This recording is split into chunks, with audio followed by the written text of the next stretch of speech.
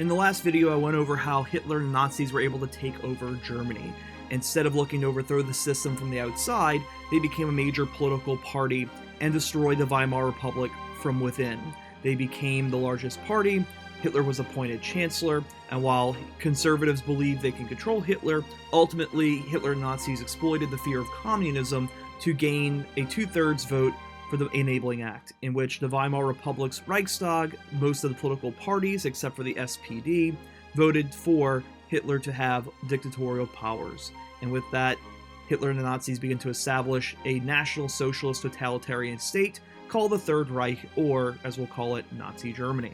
And while I can't go on about what's happening in Europe in the interwar era without addressing a major feature of Nazi Germany, and that is anti-Semitism. And so here is a photograph of an arena where a Nazi party rally is being held, and well, on the back of the arena has the giant phrases there. The top one, "Die Juden sind unser Unglück," the Jews are our misfortune, which is a phrase that isn't new. It actually dates back to the late 19th century. What Nazis will do in the 1930s is based on centuries of anti-Semitism.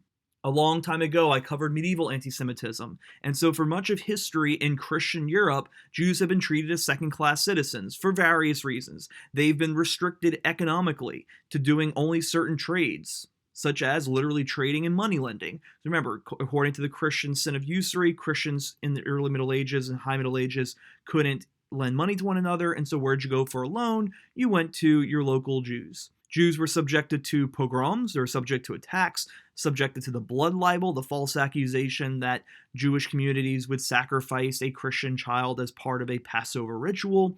And then there was the social restrictions. Jews couldn't live where they wanted. They couldn't wear necessarily whatever they wanted. They had to denote themselves as Jews. And while a lot of Jews fled Western parts of Europe or were kicked out of Western parts of Europe, Western European kingdoms, and ultimately made their way to Poland, which ever since Middle Ages has been home to most of the world's Jews. And well, in the modern era, in the age of mass politics, the late 19th century, we have the rise of modern anti-Semitism, which is the anti-Semitism that Nazis now have in the 1930s. And so back during the French Revolution, we had the idea that all men were created equal. And then coming from that, we had liberalism, which promoted the emancipation of Jews. Jews should not be treated unequally under the law. All men should be seen equally in the eyes of the law. And therefore, there began a movement in the 19th century in liberalizing countries to get rid of these laws that restricted Jews to second-class citizenship. And well, a lot of Jews then assimilated into Europe, began to wear European-style clothes, began to join other professions, began to become a part of European life and integrate into European society. But there's been that question, the quote-unquote Jewish question. Should Jews be equal members of society, or should they be treated as lesser humans and unequal members of society? And while anti-Semites, who are based in anti-liberalism, are nationalists and racist because they believe that no, Jews cannot be part of European society. They should be still treated as lower second-class citizens. And so those quotes on the right there are not from the Nazi era, but are basically what Nazis believe. A Jew who was born in Germany does not thereby become a German. He is still a Jew. Therefore, it is imperative that we realize that Jewish racial characteristics differ so greatly from ours that a common life of Jews and Germans under the same laws is quite impossible. For modern anti-Semites, like the Nazis, Judaism isn't a religion. No, Jews are a separate race, a separate nation, and they are incompatible with Germans. Every Jew who at this moment had not done anything bad may nevertheless, under the proper conditions, do precisely that, because his racial qualities drive him to do it. And so not only are Jews a different race or nation, but we can't trust them. As a race, even as individuals, because they're part of a race, they have certain qualities where they're bad. We can't trust them. They're unloyal.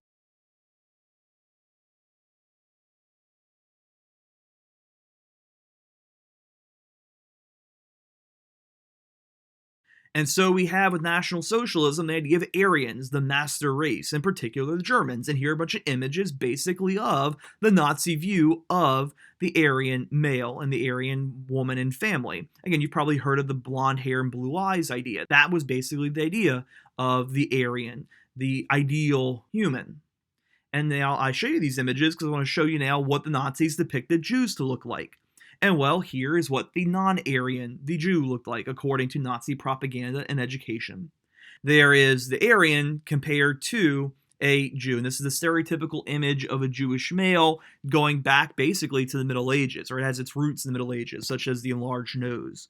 And so this is a children's book, again, teaching kids in Nazi Germany how to dehumanize others. I came across this image at the bottom here, this photograph I took in Germany at an exhibition about Nazi education. And well, here you have the phrase I read you a little while ago, dating from the 19th century, the Jews are our misfortune. There's the Star of David crossed out with the depiction, stereotypical depiction of a Jewish man by a young boy in first grade. And so kids are learning that, that's how you identify a Jew, is by the big nose. The Jewish nose is crooked at its tip. It looks like the number 6, as it says at the bottom of this children's book. At the top there, you have a stereotypical depicted Jewish male with a woman offering her some beads, and with the image, a caption states, "Trust not the fox by field or pond, nor any Jew upon his bond." So we can't trust the other.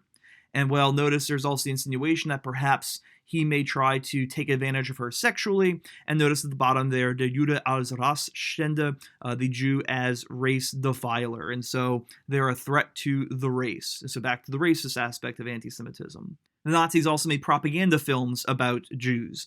And so here is a poster for a film, probably the most notorious anti-Semitic Nazi propaganda film, called Jud Süß, where this Jewish man helps out a ruler of a German state back in the 1700s. And well, as the plot develops, this Jewish man eventually becomes very scheming and takes over essentially and runs the state for the king and oppresses the poor German people. But eventually the poor German people rise up and they overthrow and kick out the Jews.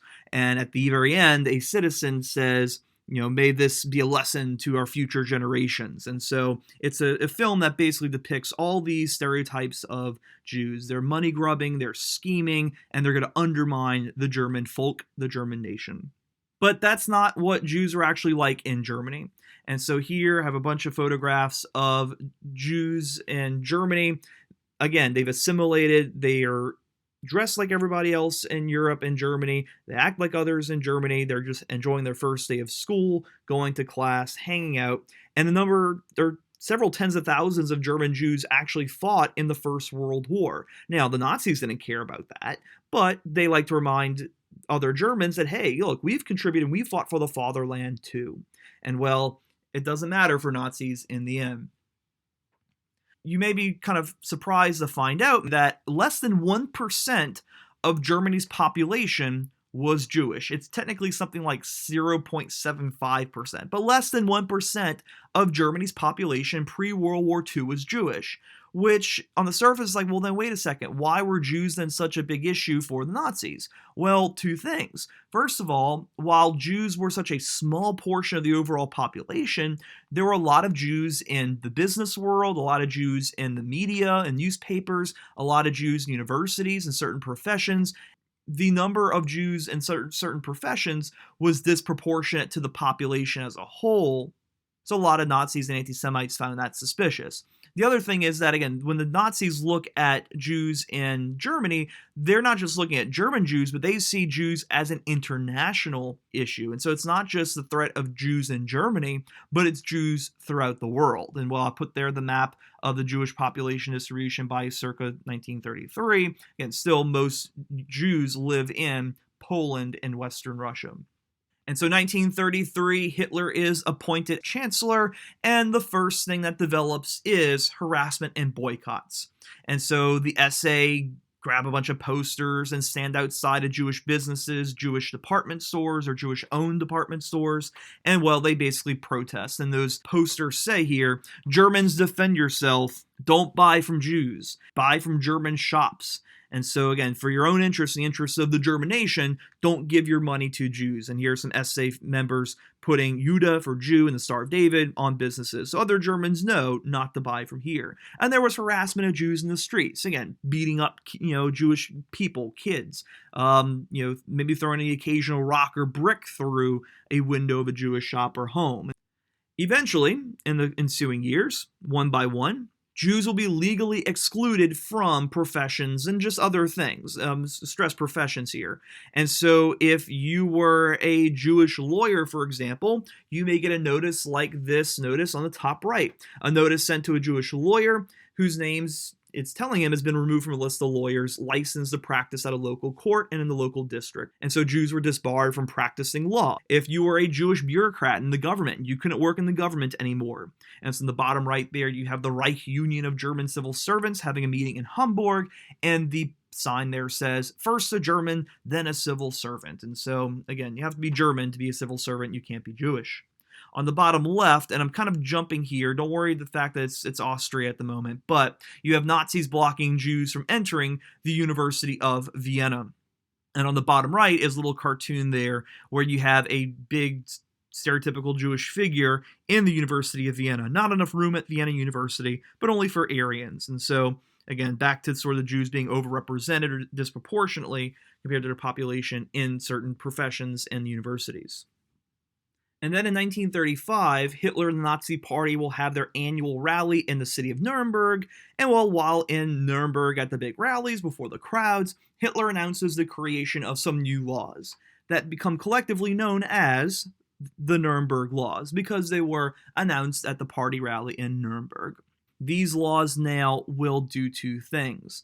First of all, number one, these laws will determine who is Jewish based on race and deny them citizenship.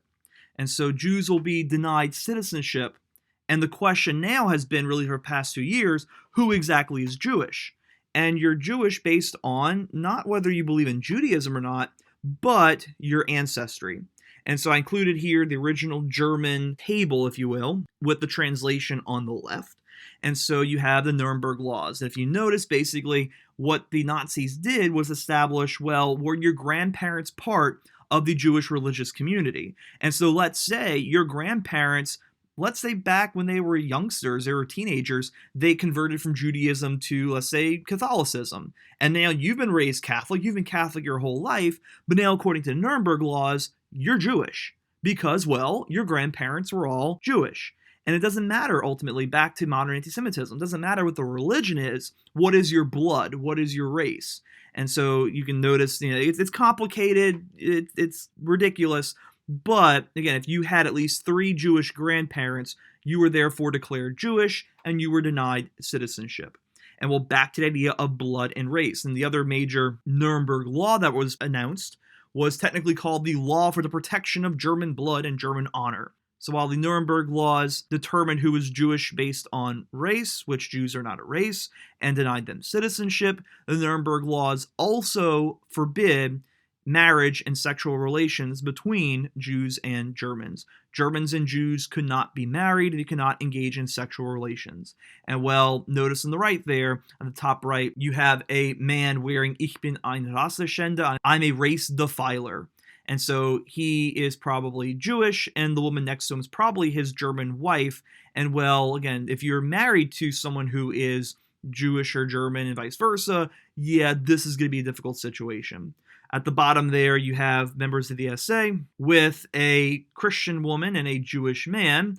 Her sign says, I'm the biggest pig on site and only sleep with Jews. And he's forced to wear a sign that says, as a Jewish boy, I only take German girls to my room. And so these public humiliations would take place, especially for Jews and Germans who are married or in love with one another. I also included a couple images to the bottom left of examples of public humiliation for Germans and Poles that engaged in marriage or sex with one another. Here you have on the bottom left, I'm a race defiler, a Polish man there.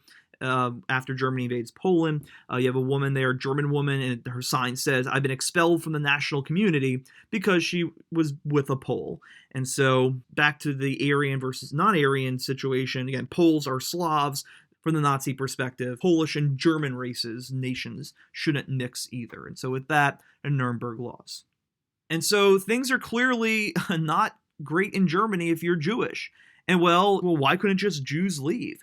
And well, it's not as simple as that. Because what the Nazis did was basically say, hey, Jews, we want you out of Germany. Get out of here. You're a threat to the German nation. You're a foreign race. Get out of Germany. But what the Nazis did was say, well, if you want to leave Germany, you can't take your money with you. You can't take your whatever savings money you have, property. So basically, if you want to leave Germany, you're going to leave impoverished. But then the other problem is a lot of other countries didn't want to accept these Jewish refugees. And a lot of countries in this era had quotas. They would only accept so many people from each country. And well, America, United Kingdom, France, etc., are not going to be that welcoming to Jews. And so the top right, I have a famous case here of a ship called the St. Louis. About 900-ish Jewish refugees left Germany. They went to Cuba. They wanted to eventually get out there. The Cubans said no. And then when the ship's captain, a German, tried to take them to the US and to Canada, both countries denied these Jews entry into the countries. And so the St. Louis actually went back to Europe, and most of these Jews will end up in other Western European countries. About 200 of the 900 Jewish refugees on the St. Louis will end up being killed during the Holocaust. And so the Nazi government was trying to push for Jewish emigration. And well, in October of 1938, the Nazi government basically rounded up thousands of Polish-born Jews to send them back to Poland. They did this right before Poland was going to have a deadline. And the deadline was well, if you were a Pole living outside of Poland, you needed to renew your passport to still be a Polish citizen by the end of October 1938. And now the Nazi government takes all these Polish Jews, sends them to the border with Poland, and Poland's like, wait, what is that? Wait, they're not Polish citizens anymore. They haven't renewed their citizenship. And so now you have a lot of Polish Jews in this border zone, basically, here in Western Poland.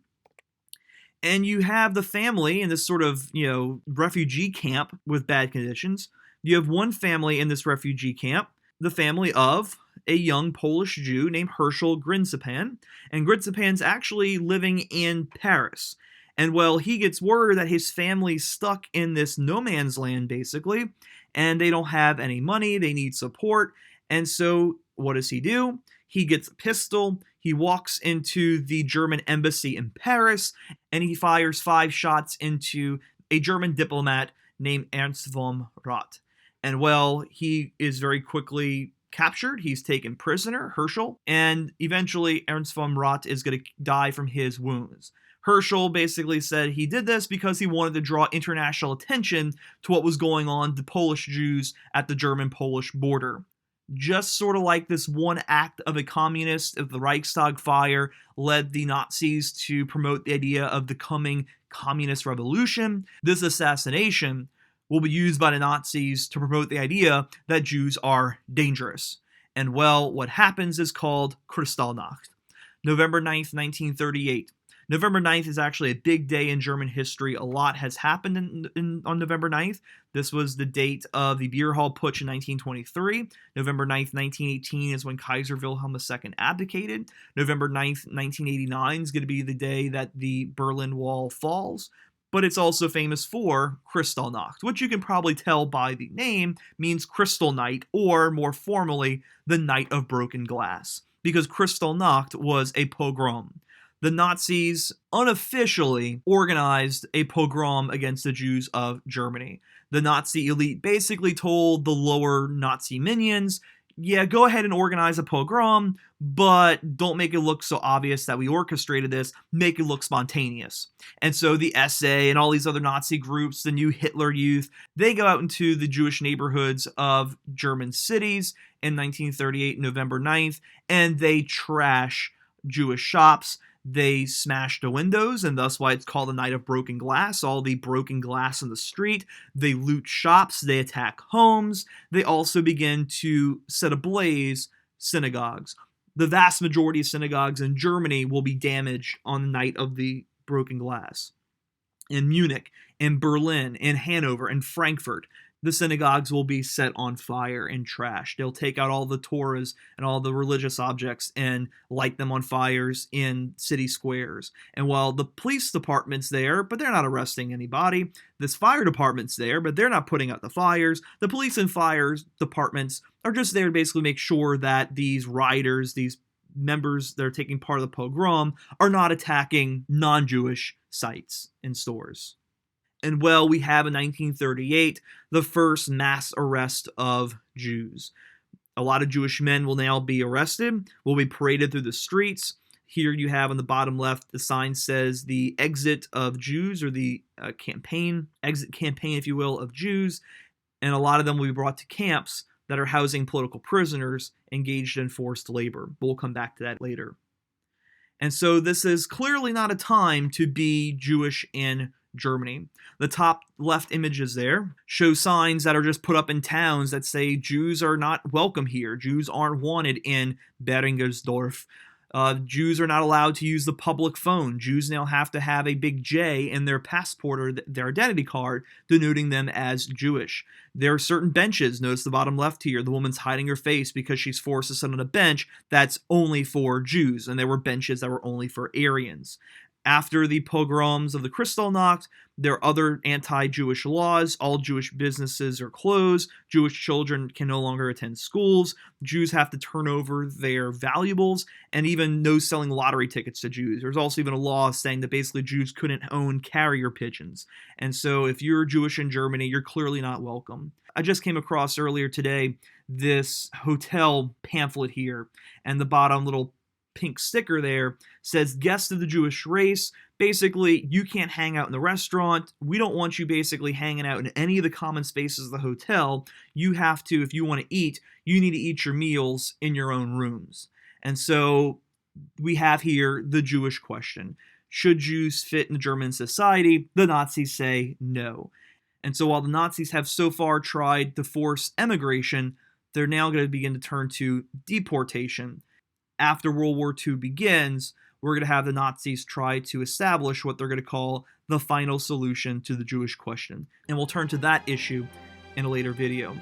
But what I want to stress is that the Holocaust, the systematic mass murder of millions of Jews in Europe, did not take place on day one of Nazi Germany. It was something that was gradually developed, but we'll pick up with that in a later video.